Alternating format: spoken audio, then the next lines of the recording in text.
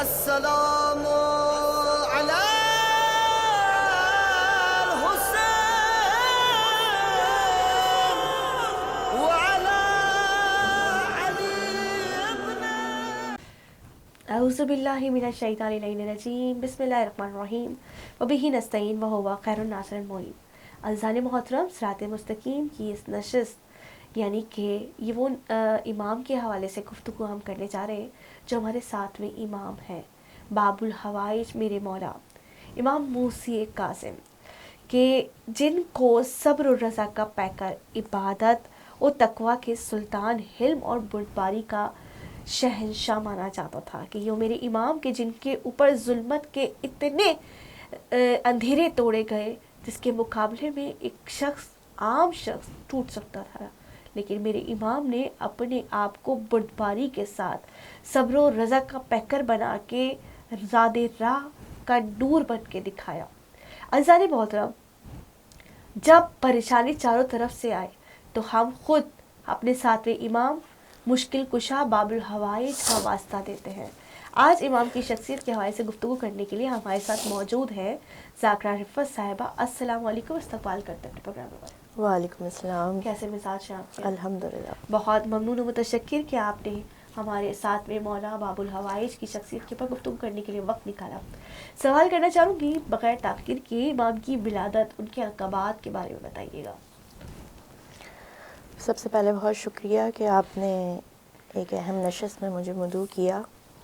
تذکرہ ہے باب الحوائج کا۔ ہمارے ساتویں امام امام موسی کاظم علیہ السلام باغ رسالت کے یہ وہ پھول ہیں جو تمام تر مصائب اور آلام میں اور سختیوں میں مکمل طور پر کھلے رہے، باغ رسالت کو اپنے علم سے مہکاتے رہے۔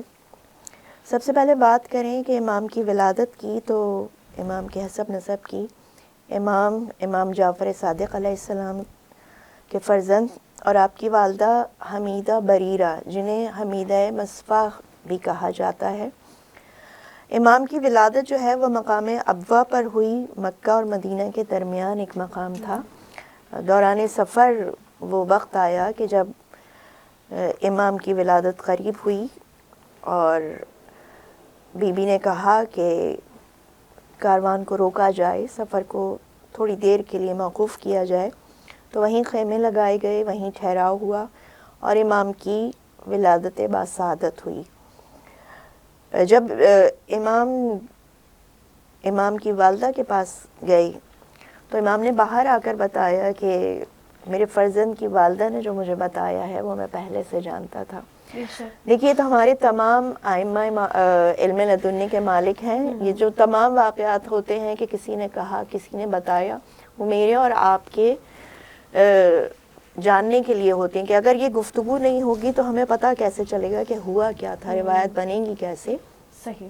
امام آ کے اپنے اصحاب کو بتا رہے ہیں کہ آنے والے کی والدہ نے مجھے بتایا کہ جیسے ہی وہ دنیا میں تشریف لائے امام موسی کاظم علیہ السلام، انہوں نے اپنے دونوں ہاتھوں کو زمین پر رکھا اور سر کو آسمان کی طرف بلند کیا۔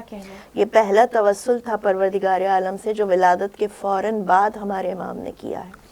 امام موسی کاظم علیہ السلام جس وقت میں پیدا ہوئے، چھٹے امام کا زمانہ سب جانتے ہیں، امام جعفر صادق کا زمانہ، کہ وہ علم کی ترویج کا زمانہ تھا، علم بہت زیادہ پھیل چکا تھا، لیکن دوسری طرف یہ ایک بڑا عجیب وقت تھا۔ اور اس کا جواب ہمیں ملتا ہے امام کے القابات میں۔ امام کے القابات ہیں صابر، صالح، کاظم، امین، اور سب سے مشہور لقب جو ہے وہ ہے کاظم، اور یہی امام کا لقب سب سے زیادہ مشہور ہوا، اور پروردگار سب کو جانا نصیب کرے، بار بار جانا نصیب کرے کہ یہ وہ نام ہے کہ جو آج کاظمین کے نام سے پوری دنیا میں مشہور۔ بے شک بے شک بے شک۔ دیکھنے والے ناظرین کو بتاتی چلوں کہ میرے امام جنہوں نے جو کہ مصائب اور عالم میں انسان کو جو توڑ دیتے ہیں ایسے حالات، ان حالات میں شخصیت کو نکھارنے والی سیرت اگر نظر آتی ہے وہ امام موسی کاظم کی نظر آتی ہے، اگر دل میں یقین ولایت سے مخمور ہو۔ अज़ान मोहतरम, आपके दर से कभी खाली नहीं जाती उम्मीद, आपके दर से कभी खाली नहीं जाती उम्मीद, बाबे हाजात के दर का ये करम देखे कोई। काजिम इमाम का लक़ब है, यानी गुस्से को पीने वाला, लेकिन एक लक़ब बाबुल हवाइज है। इमाम के मौज़ात के हवाले से आप क्या कहेंगी? बाबुल हवाइज इमाम को क्यों कहा जाता है? जी, इमाम को बाबुल हवाइज कहा जाता है और इमाम का ये लक़ब ख़ुद इमाम के वालिद ने उनको दिया। बहुत खूब। जब वो गहवारी में थे उसी वक्त दिया। इमाम जाफ़र सादिक़ अलैहिस्सलाम के तमाम शागिर्द मुसलमान नहीं थे, कुछ ईसाई थे, कुछ यहूदी थे, और वो मुख्तलिफ़ सवालात के लिए इमाम के घर आते रहते थे। यानी ये वो इल्म का दर था जहाँ से कोई खाली हाथ नहीं जाता था। सही। जो इब्तिदा मौलाए कायनात ने की थी कि मुझसे पूछ लो इससे पहले कि मैं ना रहूं, तो ये बताने का सिलसिला मुस्तकिल जारी और सारी था। इमाम का शागिर्द जब इमाम के घर आया तो वो ख़ुद बयान करता है कि मैंने देखा कि इमाम गहवारे में लेटे हुए बच्चे से गुफ्तगू कर रहे हैं। मैं शदीद बरता हैरत में गिरफ़्तार हो गया कि एक गहवारे में लेटे हुए बच्चे से इतनी फसीह व बलीग अरबी में गुफ्तगू की जा रही है। लेकिन मेरी हैरत उस वक्त शदीद हो गई जब मैंने उस गहवारे से जवाब कलाम सुना और उसी फसीह व बलीग अरबी में सुना। तो मैं चूँकि इमाम से सवाल कर चुका था कि इमाम आप गहवारे में लेटे हुए बच्चे से गुफ्तगू कर रहे हैं। इमाम ने अपनी तमाम गुफ्तगू को मुकम्मल करने के बाद कहा कि ये कोई आम बच्चा नहीं है, ये मेरे बाद होने वाला इमाम है और ये बाबुल हवाइज है। यहाँ देखिए एक छोटा सा हमें नुक्ता मिलता है जनाब मरियम का वाक़या कि उन्होंने जनाब ईसा से कहा कि गुफ्तगू करो, बच्चे ने फिर जवाब दिया। जनाब यूसुफ के वाक़े में मिलता है कि उन्होंने अपनी मुश्किल में बच्चे से कलाम करवाया, लेकिन हमारे तमाम आइम्मा गुफ्तगू करते हुए दुनिया में आए हैं, आते ही उन्होंने गुफ्तगू की है। यानी जो ख़ातिमुन नबीन तमाम आइम्मा के सरदार थे, उनके तमाम नायबीन में भी वो औसाफ मौजूद थे जो अंबिया मौजज़े के तौर पर दिखाया करते थे। इमाम से किसी ने सवाल किया कि आप कह रहे हैं कि ये बच्चा आने वाले वक्त का इमाम है, बाबुल हवाइज है। देखिए यहाँ से इमाम का इल्मी मर्तबे का भी अंदाज़ा होता है कि इमाम हर उम्र में इमाम होता है। बेशक। आने वाले ने सवाल किया कि आप कह रहे हैं कि आने वाले वक्त के इमाम हैं, तो ये तो खुले हुए दरवाजे के सामने नमाज पढ़ रहे हुए हैं। आपने तो कहा है कि दरवाज़ा अगर खुला हुआ हो उसके सामने नमाज पढ़ना, किताब खुली हुई हो उसके सामने नमाज पढ़ना, चराग जल रहा हो उसके सामने, करीब कोई आग हो उसके सामने नमाज पढ़ना मकरूह है। तो छठे इमाम ने जवाब दिया कि ठीक है, नमाज मुकम्मल कर ले, ख़ुद उससे पूछ लेना। ये इमाम का एतमाद है कि मेरा फर्जंद जवाब दे सकता है, मसाइल को इस वक्त भी हल कर सकता है। इमाम से पूछा गया, इमाम ने कहा कि ये तीनों मकरूहात जो बयान किए गए हैं वो इसलिए कि परवरदिगार के और बंदे के दरमियान कोई और हाइल ना हो, उसकी तवज्जो ना बटे। लेकिन हम वो हैं कि जिनके और परवरदिगार आलम के दरमियान कोई आ ही नहीं सकता, चाहे दरवाज़ा खुला हुआ हो, चाहे किताब खुली हुई हो। सुभान अल्लाह। हम परवरदिगार से इतने करीब हैं कि हमारा ध्यान कहीं और जा ही नहीं सकता है। सुभान अल्लाह, सुभान अल्लाह। और यही कुर्बे इलाही था कि इमाम से जो भी हाजत बयान की जाती थी या जो भी परवरदिगार आलम की बारगाह में इमाम के वसीले से हाजत बयान की जाती थी वो जल्द अज जल्द कबूल हो जाती थी। हद तो ये है कि जो हाकिम वक्त जब वो बीमार हुआ तो उसने इमाम से दुआ करवाई और फिर वो उसके बाद सेहतयाब हुआ।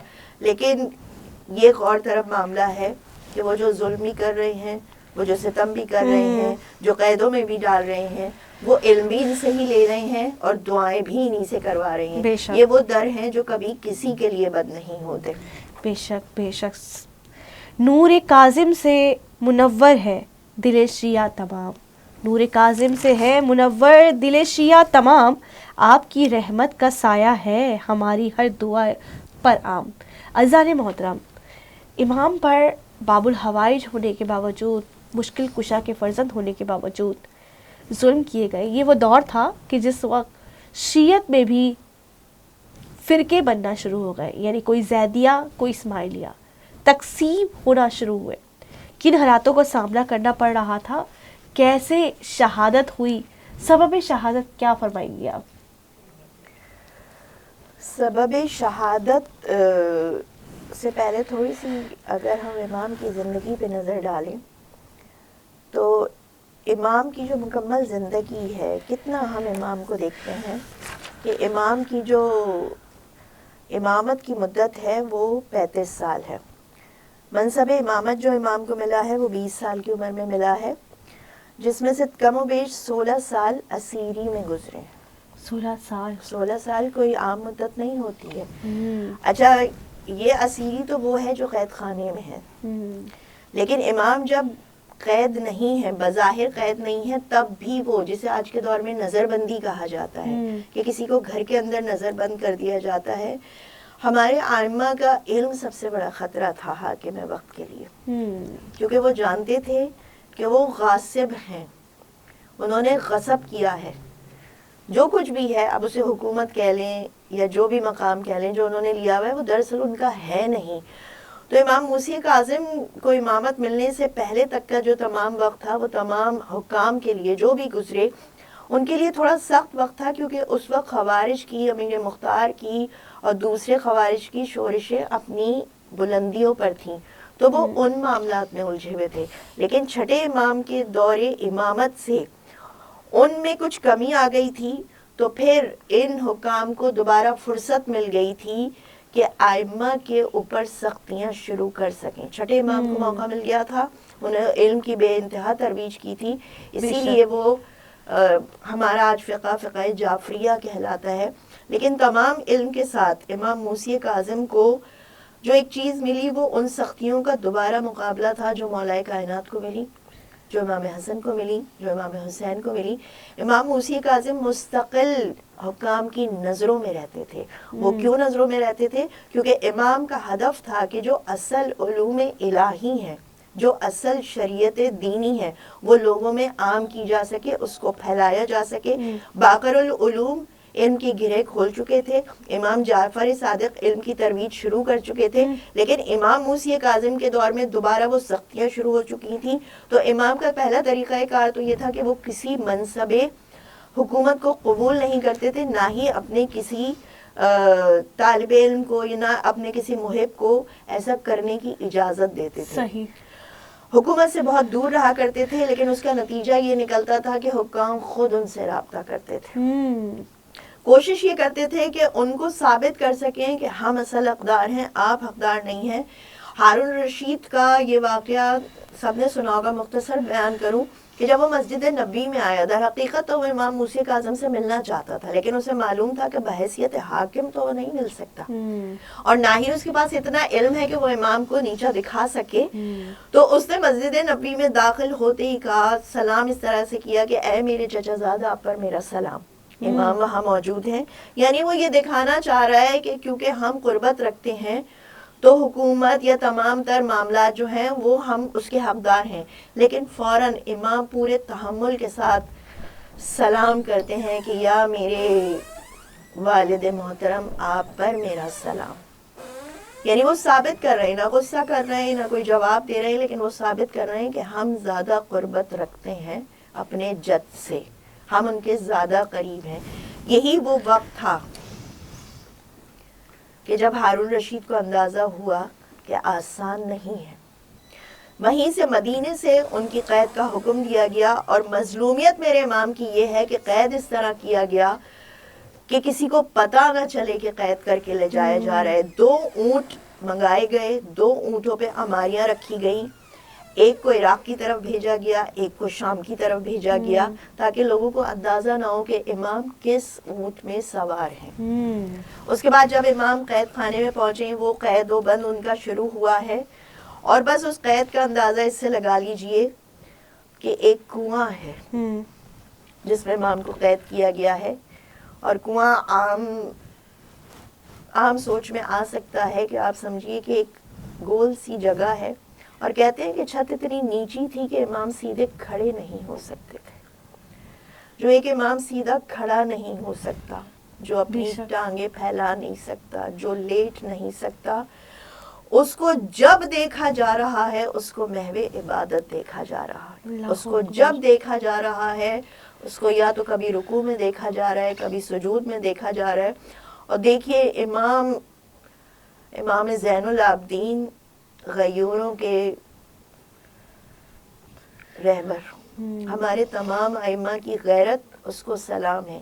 جب کوئی حربہ کارگر نہیں ہو رہا نا تو فحش عورتوں کو اندر بھیجا جا رہا ہے. لیکن معجزہ ہے میرے امام کا کہ یوسف تو بہت مطلب قرآن کے حوالے کے ساتھ کہ یوسف تو عورتوں کے مکر سے بچنے کے لیے قید میں جانا پسند کرتے ہیں، لیکن امام موسی کاظم وہ امام ہیں کہ خود بھی وہیں موجود ہیں، اور جب دربان دوبارہ آ کے دیکھتا ہے کہ وہ عورت جو کس ارادے سے بھیجی گئی تھی وہ خود محو عبادت ہے وہاں پر. سبحان اللہ سبحان اللہ.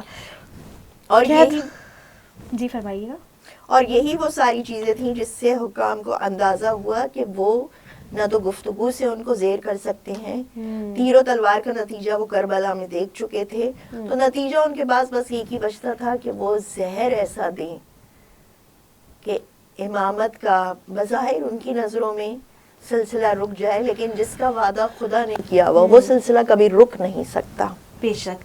قید خانے میں بھی جن کا نور چمکتا ہی رہا، قید خانے میں بھی جن کا نور چمکتا ہی رہا، وہ امام صبر موسی کاظم ہی رہا. عزیزان محترم، ساتویں امام نے اپنی زندگی کے ہر پہلو سے بتایا کہ اگر آپ صبر و رضا کا پیکر بن جائیں تو ظلمت کے اندھیروں میں بھی زیادہ راہ نکل جاتی ہے. یہی وہ وجہ ہے کہ ہم ہر مشکل میں ساتویں امام کی تسبیح پڑھا کرتے ہیں، یعنی کہ وہ امام جنہوں نے ہر مشکل کو آسانی سے پر کر دیا، آج وہ ہمارے لیے باب الحوائج ہو گئے. اس کے ساتھ ساتھ ناظرین، اپنی مہربانی گرامی کا ہم بہت زیادہ ممنون متشکر ہیں، بہت شکر گزار ہیں کہ آپ نے وقت دیا اور آپ ہمارے پروگرام میں آتی ہیں، بہت خوبصورت گفتگو کرتی ہیں. تہہ دل سے ممنون متشکر. بہت شکریہ. السلام